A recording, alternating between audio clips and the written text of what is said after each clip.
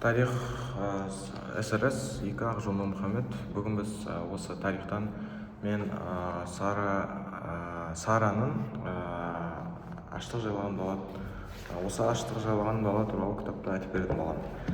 Ал енді бастасақ, кітап не туралы? Кітап бізде осы 1930, 31, 32, 33 жылдардағы қазақ жеріндегі басты ашаршылық туралы айтады, және ашаршылыққа болмай оның көптеген себептерін, салдарын және тағы басқа нәрселерді айтқан болатын. Жалпы кітапқа айтатын болсақ, бізде осы кітап өзін несімен танымал, өзін жаңағы тарихымен танымал. Және енді бастайтын болсақ, бұл кітап бізде негізі жалпы қазақ хандығының құрылуынан басталған болатын. Жалпы Сара Камерон оқиғасын бастасақ, кітап осы қазақ хандығының құрылуымен басталған болатын. Жалпы Керей мен Жәнібек осы қазақ хандығын құрған соң көптеген олар туралы дерек қалдырған, және кейін бізде Қасым, Тұрсын көптеген хандарын естиді. Бізде Тәуке ханды 300-ді біріктірген хан деп те айтады. Осылайша біз Әбілқайыр мен Екатеринаның кіші жүзін Ресейге кіргізу мәселесіне келеді. Осы туралы жазған болатын. Бұл мен ойымша бұл осы оқиғалардың бәрі осы ашаршылық болуына себеп болған, жаңағы Әбілқайыр мен Екатеринаның. Енді былай айта кететін болсақ, сол оқиғада Екатеринаның 1930 жылғы оқиғасы туралы жазады және көптеген басқа да мәліметтер жазған болатын. Және осылайша біз 20 ғасырдың басына келеміз. 20 ғасырдың басында бізде кеңестік не құрылады, яғни большевиктер орыстарды жеңген соң,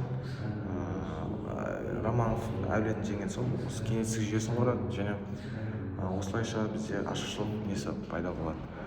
Ал енді шығарма негізгі идеясы осы жаңағы ашаршылықтың болған себептері, салдары, осыған қалай келдік, не үшін, халық қандай өмір сүрді, сондай тағы басқа мәселелер талқылайтын болады. Жалпы айта кететін болсақ, бізде ең кітап туралы осы жаңағы айтып кеткендей ашаршылық бізде оқиғасында Сара Камерон оқиғасымен әр адам сол кезде ашықтан көз көрген адамдардың оқиғасын туралы айтады, әртүрлі оқиғасы. Бізде мысалы кіріспеден бастасақ, кіріспеде бізде ашаршылық жылдары мен есімді біліп қалған жас бала болатынмын. Бала болсам да ауылдағы асыра сілтеушілікті ұмыта алмаспын. Сірә сол кезде есіме түссе, сан сүйегім сырқырайды деп Әлжаппар Әбішұлы деген адамның оқиғасымен бастайды. Бұл адам бізде сол кеңес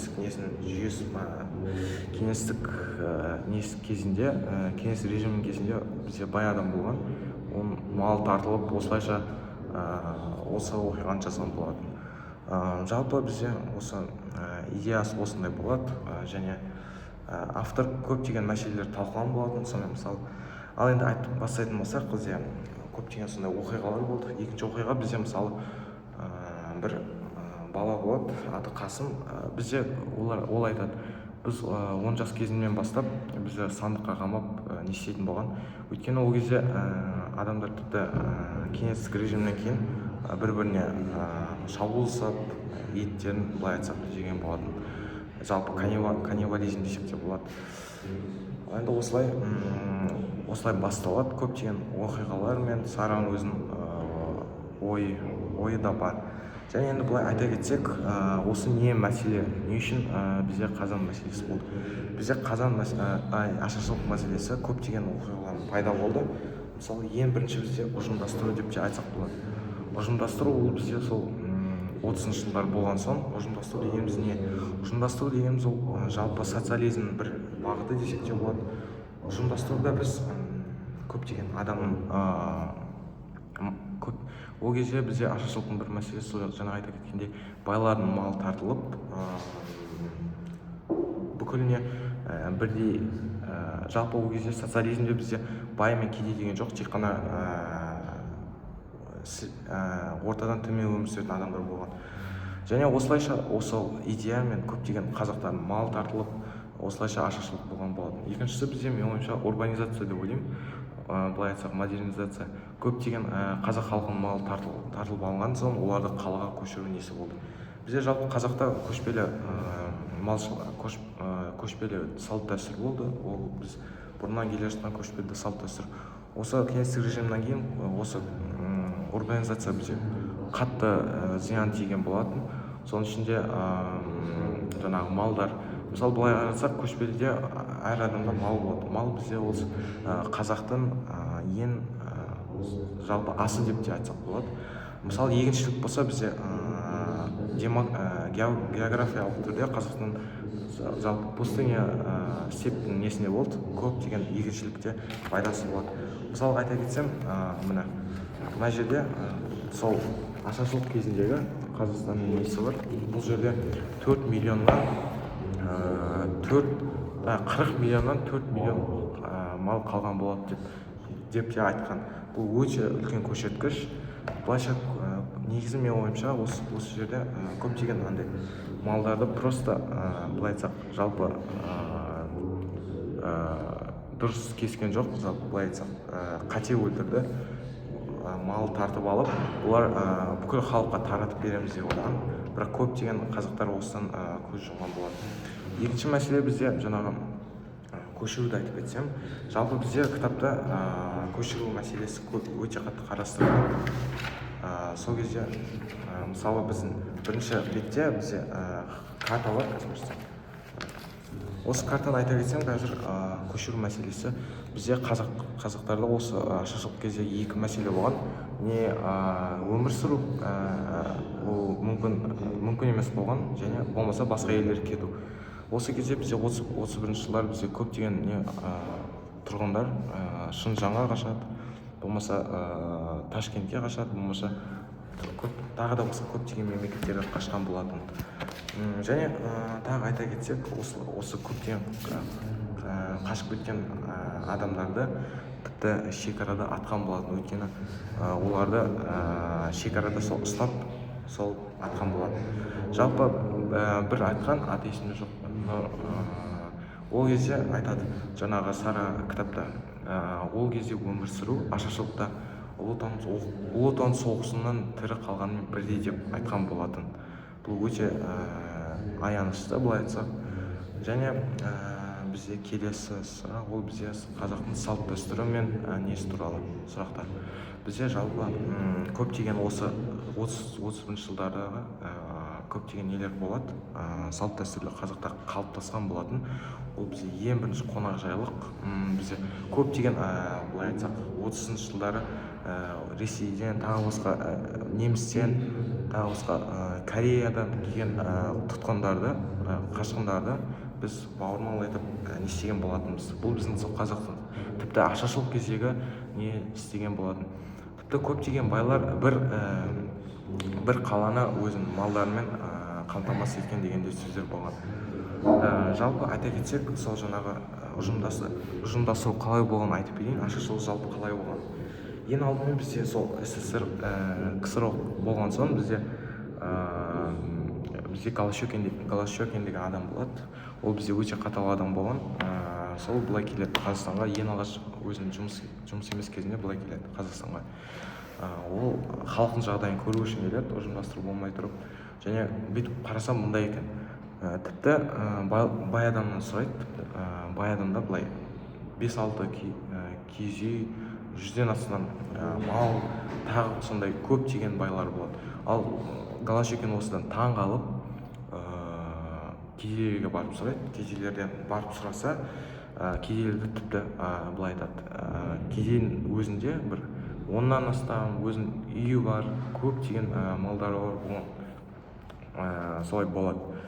Жалпы айта кетсек, енді осы Голощекин ойлады, осылай бұларға әлі кіші қазан, көптеген андай реформалар әлі жетпеген деп осы ұжымдастыру не істеген болады, андай жеткізгісі келген болады. Сосын негізі жаңағы айтып кеткендей көптеген бізде мал шаруашылығы өте қатты дамыған болатын. Әр қыстау, тағы басқа жерлерге барып мал бағатын болады. Енді егінді айта кететін болсақ, бізде эрозия дейтін не бар, термин бар. Соның арқасында бізде көптеген андай не шыққан жоқ, егіншілік қатты дамыған жоқ. Ал енді айта кетсек, ары қарай айта кетсек, үшінші сұрақ ол шығарманың басты кейіпкері бізде сол жаңағы оқиғаның болған Сара Кэмеронмен оқиғалармен және сол ашаршылықтан көз көрген адамдардың несі болған өзінің енді айта кететін болсақ, тағы басқа айта кететін болсақ, урбанизация осы бізде қалаға көшіру, яғни көптеген көшпелі адамдардың тіпті сөйтіп келе жатқан адамдар қатты көшіру үлкен қателік болған болатын. Ал енді былай не істейтін болсақ, енді келесі бізде енді айта кететін болсақ, келесі тақырып бізде ол жаңағы бізде сұрақ туындауы мүмкін, не үшін осы бізде ұжым аштық кезінде көптеген қазақтар не болмады деп көмектескен жоқ. Негізі көмектескен болатын. Бізде 30-31 жылдар бізде мысалы Оян қазақ деген кино көрсеңіздер, ол кезде көптеген алаш қайраткерлері қазақ жеріне көптеген малдар берген болатын. Яғни олардың мақсаты бізде сол халықтың құқығын қорғап жақсы өмір сыйлау болған болатын. Және бізде ол кезде бір байдың негізі малы бір ауылды толықтай асырайтын болған еді. Бірақ сол ұжымдастыру кезеңінен бізде көптеген адамдар осы байлардың несін тартып алып, осындай неге ұшыраған болатын. Енді айта кететін болсақ, не үшін енді ашаршылық несін айтатын болсақ, бізде 6 миллионнан бізде ол кезде 6 миллион халық болған, 6 миллионнан бізде 1,5 миллион адам қаза болған. Бұл нақты көрсеткіш емес, менің ойымша бұдан да көп болған деген ойдамын. Бірақ негізі былай қарасақ, не үшін басқалар неге жазбайды деп ойлайсыздар. Бізде осы ашаршылық болып жатқан кезде, жалпы бүкіл КСРО кезінде болып жатқан кезде, Украинада тоже ашаршылық болған болатын. Оларда бізден көп адам қайтыс болды және көптеген андай батыс нелерді журналистер тағы басқаларды өте көп рөл алған болатын. Сосын бізде Қазақстанға келетін болсақ, бізде жаңағы 1,5 миллион адам қайтыс болған соң 1/4 бөлігі болған болатын. Бізде осы кезде Сара Кэмерон деген айтқан болатын. Осы 1,5 миллион адам кеткен соң жазық дала почти шығыс Европамен тең жазық дала бос қалды деп айтқан болатын. Енді осы кезде қазақтар, осылайша қазақтар орыс басқа ұлттардан өз қазақ жерінде аз болып не істеген болатын. Ал енді бізде негізі көптеген андай адамдар болды, тас жүрек. Осыған келетін болсақ, көптеген мысалы бай адамдарға не істеген кезде бір адамдар коммунистік неге не істеген болатын әлі. Осылайша коммунистік не істеп сатып, көптеген осы қазақтар не істеген болатын. Оны Оян қазақ фильмінде тоже айтқан.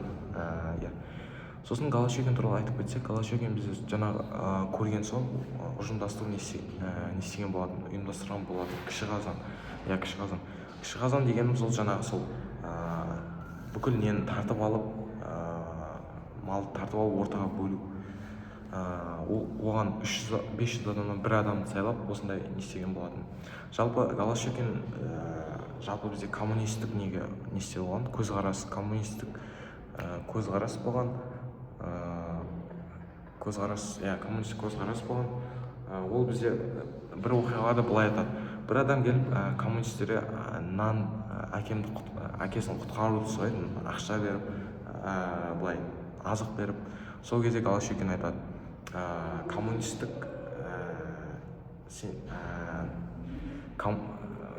жасасын деп сол кезде әкесін өлтірген болатын. Осы бізде ең үлкен не істеген жайт болған болатын. Жалпы осыдан кейін көптеген не қаза болып, осылайша ашаршылық не істеген болатын. Ал енді бізде келесі сұрақ, бізде шығармадан қандай салт дәстүрлер сипаттады. Жалпы сол жаңа шығармада қазақ дәстүрінің қонақжайлығы, жаңа айтып кеткендей Корея, Германия, тағы басқа мемлекеттерден келген тұтқындар, жоқ немесе боз жалпы айтсақ мигранттарды көптеген немен не істеген болады. Енді батая бері үлкен село тағы ондай дәстүрлер қазақтың қанында болған болатын. Ал енді сұрақ, бұл шығарманы оқып қандай танымдық жаңалық аштыңыз? Бұл шығарманы оқып мен көптеген негізі бұрын білген жоқпын, бұны көптеген ақпарат алған болатын.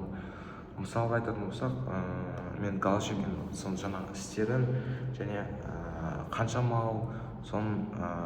мал жойылды, сол кезде қазақтың жалпы айтсақ өмірін сипаттаған болатын, жақсы соны көрген болатын.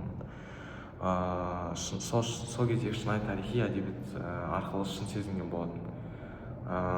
Және айтпақшы сол көмектескен адамдар, сосын ұнаған 2-3 өзінді айтсақ, енді мысалы оған дейін біз нені айтып кетейін, бізде көптеген қазақ қолдаған хандар болды. Ол кезде сол ашаршылық кезде жоспарлы экономика болатын. Ол өте жаман не деп айтсам болады. Мысалы ол кезде бір қазақ несі шықса, оны сразу жедел түрде Сібірге немесе түрмеге жіберетін болған. Ол біздің сол сөз растығы болмағанын дәлелдейді. Сосын бізде бірінші өзімдерден мысалы дала үнсіз еді, бірақ дала үнсіз еді. Осы үнсіздіктің артында ондаған адамның мәйітінің дауысы шығып жатқан естідім деген осындай үзінді болған. Бұл бізде далада халықтың көбісінің қайтқанның қайғысының көрген метафорасы болған сипаттау. Сосын бізде жаңағы айтып кеткенде сары ашық отқан баланы көргенде көзіндегі шарасыздық бүкіл даланың қайғысын жеткізіп тұрғандай еді дейді. Бұл бізде бұл үзінді сол жаңағы автор ашаршылықтың бала психологиясы әсерінен оның тағдырын символ ретінде көрсеткен болатын. Жалпы сол кезде балдар өте қиын болған болатын. Былай айтсақ, оларды жалпы қиын болған. Оларды сандыққа жауып, тағы басқа көшуге мәжбүр болған болатын. Ал енді айта кететін болсақ, бізде осындай сұрақ туындауы мүмкін. Не үшін осы қазақтар былай айтсақ не істемеді, былай айтсақ не үшін осы қазақ ашаршылық қалай тоқтады? Жалпы айта кетсек, жаңағы айта кеткенде бізде көптеген оқиғалар болды. Жалпы себептердің бірі ұжымдастыру, урбанизация болса. Ал енді келесі себеп бізде сол жаңағы мал шаруашылығы қырылуы. Бізде жалпы жаңа айта кеткенде біздің қазақтың жері осы құрғақ жер болған. Бізде көптеген жерлер егіншілікке жарамаған болатын. Ал бізде бірақ осы қазақ жерінде мал шаруашылығы бұрыннан бері өте қатты дамыған болатын. Осылайша бірақ бізде осы ұжымдастырудан кейін жаңағы кестені көрсету ма? Былай айта кетсек, бізде 40 миллион мал санының 4 миллион ғана мал саны қалды деген деректер бар.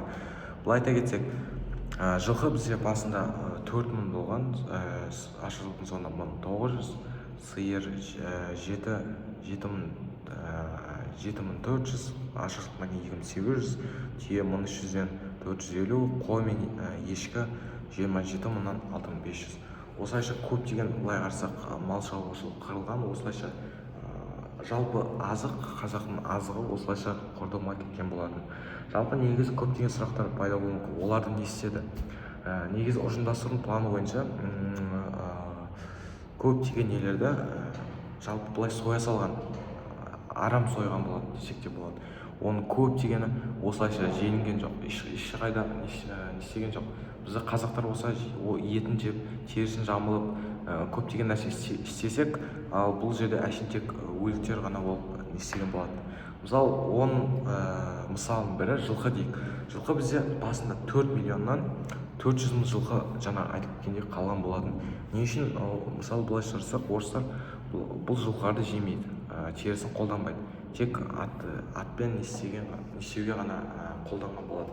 Сонда қалған 3 миллион 600 мың жылқы бұл жерде жай ғана сойылған, жалпы өлтірілген деген менде не бар, шешім бар. Және енді айта кетсек, бұл ашаршылық қалай тоқтады?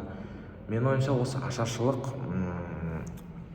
осы ең несінің бірі ұлы отан соғысы, екінші дүниежүзілік соғысының басталуы деп ойлаймын. Соның ішінде ұлы отан соғысы жалпы айтсақ. Өйткені бізде сол басталған кезде бізде халық өте төмен түсіріп жатқан еді, бірақ кеңестік неге әскерлер керек болды. Сосын осылайша бізді ұлы отан соғысы қорғап қалды десек те болады. Ал енді айта кететін болсақ, келесі сұрақ бізде ол шығарманың, осы шығарманы оқысаңыз сіз өзіңіз танып тұрғыдан қандай жаңалық аштыңыз? Мен жаңа айтып кеткенде тұрғыдан көптеген ақпарат алдым. Голощекиннің істері, малдың қырылуы, көптеген реформалар, осылайша жалпы осы ашаршылықтың нелерінің құрбандарының, осы ашаршылық озбырлықтың құрбандарының өмірі баяны туралы жазған болатын. Жалпы айтсақ өте аянышты болған. Ал енді осы сюжетті айтатын болсақ, менде екі сюжет бар. Бұл айта кететін болсақ, бізде сол ашаршылықтың бейнелейтін болсақ, бізде бір Қасым деген бала болған. Ол Қасым достарымен алыс неден жүріп киіз үйге келген болады. Сол кезден бастап кірген кезде киіз үйде екі жас жұбай қаңқасы құшақтасып жатқан кезде табылған болатын. Бұл олардың сол жаңа Қасымды не істеп, қорқытып, осылайша неге түсірген болатын, көптеген қорқынышқа. Енді келесі мен қосымша Қаш деген фильмдегі сюжетті айтып кетсем, мысалы ол фильмде жаңағы айтып кеткен ашаршылық нағыз сол кездегі несін көрсеткен. Ол кезде жаңағы айтып кетсек, мысалы бізде сол мысалы бүйтіп айтайық, Ильяс деген не болған азамат, сол кезде ашаршылық кезінде өзінің інісі оны сандыққа жауып, өзін сол кезде бүйтіп барған кезде ол ауылында сыртында көмір қазылған, былай үлкен, былай айтсақ шұңғыр қазылған. Шұңғырдың ішінде бізде көптеген мәйіттер табылған. Ол кезде сол көптеген мәйіттердің кей кезде желінгенін, қандай неде болғанын көрсеткен болатын. Сонда бізде хат жібереді, сол жаңағы неде хатта бізде сол жаңағы көптеген мысалы азықтың сұрағанын, азық тастағанын сұрайды. Бірақ оның ішінде басқа да өте көп қағаздарын естіген көрсеткен болатын. Жалпы былай айтсақ қаралмаған көрінген болатын. Ал енді былай айта кететін болсақ, кітап оқу кезінде қандай көңілде сезімде болдыңыз? Мен жалпы кітап бұрын оқымаған, осындай кітап ашаршылық, былай айтсақ өте андай сезім аласың, былай айтсақ қайғы, ашу, жанашырлық сезім туады, және қазақ халқының ауыр тағдырына сәл жүрегін ауыртқан болатын. Осылайша тарихты ұмытпау керек екенсің, тағы көптеген нені қолдау керек екенсің, әділетсіздікті қолдау керек екенсің. Енді жалпы айта кететін болсақ, сонымен қатар бұл кітап сол жаңағы сол кездегі адамдардың төзімділігі мен өмір үшін күрескені айқын көрсетілген болатын. Жалпы тереңірек сезінуге мүмкіндік берді маған. Әсіресе қарапайым отбасылардың басына өткен қиын нелерді айтсақ болады. Және ол ішінде жалпы шекараға кеткен, басқа елдерге көшіп барған сол халықтардың несі көрсетіледі.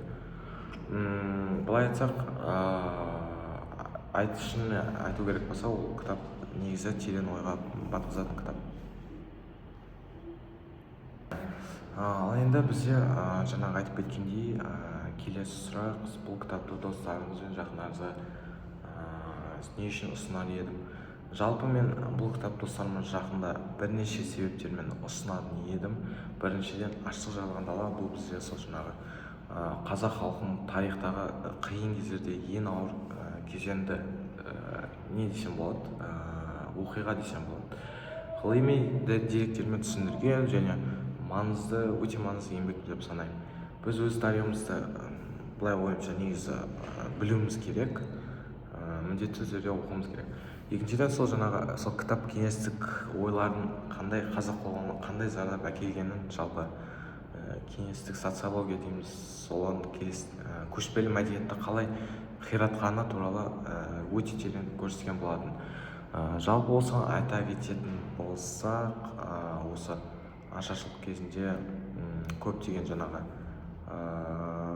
халықтың мәселесін сол туралы айтатын едім. Мысалы, маған өзіме жеке кітаптағы сюжетке байланысты көптеген адамдардың сол ашаршылық кездегі оқиғасы маған ұнады. Осыны достарыма, жақындарыма кеңес берер едім. Тарихи сананы күшейтеді, ұлттық жадты құрметтеуге үйретеді. Ал сосын бізде ең маңызды қорытындыға келейік. Бізде ең соңғы сұрақ, ол бізде сол жаңағы шығарма авторы туралы не білесіз? Негізі шығарма авторы бізде жаңағы Сара Камерон деп айтсақ болады. Сара Камерон өте қазіргі замандағы америкалық жаңағы тарихшы. Негізі бұл кітап оқығанға дейін ол кісіні білген жоқ. Ол кісі сол қазақ тарихын терең зерттеп, сол жаңағы сирек тұлғалардың бірі болып саналады. Ол Ресей империясы мен жаңағы Кеңес одағының әлеуметтік, саяси, сосын былай айтсақ экологиялық тарихына маманданған. Жалпы мен ойымша осы Сара Камерон осы кеңес үкіметіне жат қарады деген ойдамын. Оның жұмыстары әсіресе жаңағы қазақтардың орталық Азия, соның ішінде Қазақстан тарихына ерекше мән берген болады. Былай айтсақ, мен деректерден көрген кезде ол 2010 жылы ел университетін аяқтаған болатын. Осылайша жаңа қорытындылай келе бұл кітап өте кеңес беремін деп ойлаймын. Өйткені осы қазақ жеріндегі көптеген нелерді талдап, ашаршылықты ең қатты баяндаған кітаптардың бірі деп санаймын. Ал енді қорытындыны айта кетсем, қорытындылай келе, аштық жайлаған дала бұл бізде былай айтсақ шығармасы тек қана тарихи зерттеу емес, қазақ халқының сол өткеніне жаңа көзқарас қалыптасқан ерекше еңбек деп ойлаймын. Бұл кітапта болған оқиғалар шын өмірде болған, яғни 100% біздің ұлттың басынан көрген оқиға деп те айтсам болады. Сара Камерон өз еңбегінде ашаршылық трагедиясын деректер мен дәлелдерге араластыра отырып, сүйене отырып, оның терең несін сипаттаған болатын, мәдени және рухани жерлерден сипаттаған болатын. Шығармада тек сандар мен фактілер ғана емес, көптеген халқымыз сол кезіндегі халықтардың шынайы тағдыры, олардың қайғысы, үміті мен өмір үшін күресі болған табады. Автор қазақ халқының көшпелі өмір сүретін ерекшелігін, сол жаңағы 10 ғасырлар бойғы жаңағы урбанизация дейміз, соның салдарын, тағы басқа ұжымдастыру, содан басқа тақырыптары қалай әсер еткен туралы айтқан болатын. Бұл қазақтардың тарихына сырт көзбен қараған кезде былай әділ баға беруге болатын еңбектердің бірі деп ойлаймын. Сол жаңағы мен бұл кітапты оқи отырып, халқымыздың қаншалықты мықты, былай айтсақ, төзімді және биік болған терең сезіндім. Ашаршылық жай ғана былай айтсақ экономикалық не емес, ашаршылық бұл бізде өте осы жердегі ең жауыз бірі деп те айтсам болады. Қалай айтсам екен, осы ең ауыр проблеманың бірі деп ойлаймын. Сол кезде миллиондаған адам өмірі қиылды. Бұл өте қазақ несі үшін өте ауыр жер не деп ойлаймын, апат деп ойлаймын. Осы қорытындылай келе, тек өткенді несте ғана қоймау керек. Бізде осы кітап тарихи әділдікті қалпына келтіруге, қазақ халқының өткенін әлемге дұрыс жеткізуге үлес қосады. Осылайша сіздермен болған мен Ақжол Нұрмұхамед, тарихи екінші эсерес, аштық жайлаған дала, Сара Камерон. Барлығыңызға қош болыңыздар.